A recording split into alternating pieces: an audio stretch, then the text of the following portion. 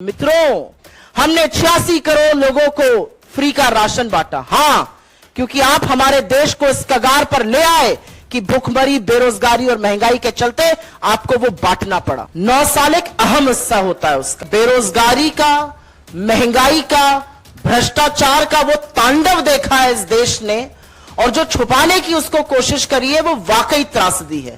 तो जब झूठ भी बोलते हैं तो इतना लंबा बोल जाते हैं कि अपने आप ही अपने बनाए हुए चक्रव्यूह में फंस जाते हैं।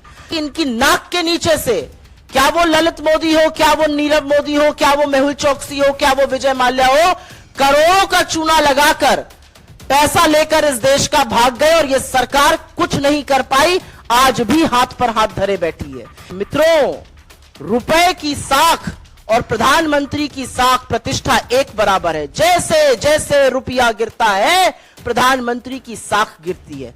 53 पर रुपया मिला था, आज 83 पर है। मैं आर्थिक मुद्दे पर ही अपनी बात केंद्रित रखूंगी, क्योंकि आर्थिक बदहाली जो इस देश ने पिछले 9 साल में देखी है वो त्रासदी बनकर उभरी है।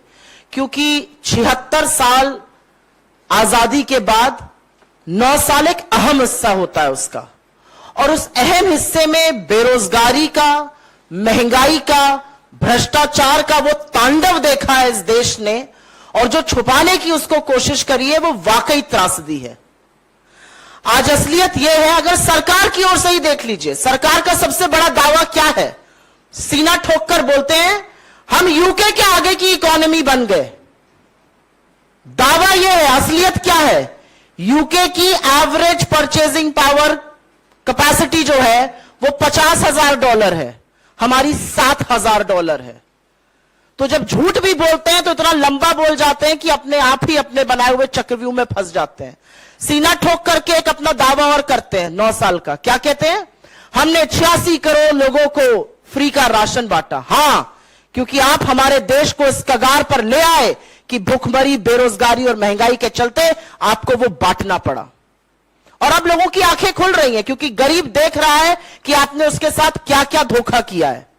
लेकिन अगर निष्पक्ष तरीके से एक बात देख ली जाए, तो जिस प्रधानमंत्री ने 9 साल पहले, आज के दिन प्रधानमंत्री बनने से पहले कहा था मैं 2 करोड़ रोजगार साल के दूंगा, अभी तक तो 19 करोड़ रोजगार बन जाने चाहिए थे, उस प्रधानमंत्री को 71,000 वो चिट्ठियां बांटनी पड़ती है जो डाकिया घर लेकर जाता था। कहा 19 करोड़ रोजगार बनाने थे और कहा 71,000 चिट्ठियां बांट रहे हैं। यह असलियत है इस सरकार की। इस सरकार की यह असलियत है कि कोरोना का एक भी केस आने से पहले इस देश की अर्थव्यवस्था 8.2% से गिरकर 4.1% पर हो गई थी और 45 साल की सबसे ज्यादा बेरोजगारी थी। इस सरकार की यह असलियत है कि इनकी नाक के नीचे से, क्या वो ललित मोदी हो, क्या वो नीरव मोदी हो, क्या वो मेहुल चोकसी हो, क्या वो विजय माल्या हो, करोड़ों का चूना लगाकर पैसा लेकर इस देश का भाग गए और यह सरकार कुछ नहीं कर पाई, आज भी हाथ पर हाथ धरे बैठी है। इस सरकार के भ्रष्टाचार का यह आलम है कि 11 लाख करोड़ बट्टे खाते में अमीर आदमियों के लिए डाल दिए गए, लेकिन किसानों के कर्जे माफी पर नाक भौं सिकोड़ने लगते हैं। इनकी असलियत यह है कि 23 करोड़ लोग इस देश में गरीबी की सीमा रेखा के नीचे चले गए, जिन 27 करोड़ लोगों को हमने ऊपर उबारा था 4 से 14 के बीच में। इस सरकार की यह असलियत है कि प्रधानमंत्री बनने से पहले मोदी जी क्या कहते थे? मित्रों, रुपए की साख और प्रधानमंत्री की साख प्रतिष्ठा एक बराबर है। जैसे जैसे रुपया गिरता है, प्रधानमंत्री की साख गिरती है। 53 पर रुपया मिला था, आज 83 पर है। कहते हैं हम सबसे सस्ता तेल बुला रहे हैं, ले रहे हैं, खरीद रहे हैं रशिया से। तो महानुभाव, हमारा पेट्रोल और डीजल का दाम सस्ता क्यों नहीं हो रहा? आखिरी बार दाम सस्ता कब हुआ था, यह देश की जनता जानना चाहती है। इस सरकार ने पढ़ाई महंगी कर दी, आटा महंगा कर दिया, अस्पताल की बेड महंगी कर दी, रेलवे की यात्रा महंगी कर दी, और इसीलिए मैं कहती हूं कि बेरोजगारी और महंगाई और भ्रष्टाचार का जो तांडव इस देश ने देखा है वो वाकई में त्रासदी है।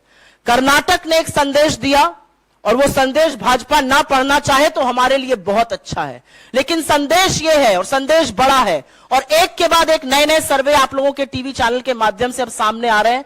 इस देश के सामने मूलतः 3 समस्या है: बेरोजगारी, महंगाई और निरंकुश भ्रष्टाचार।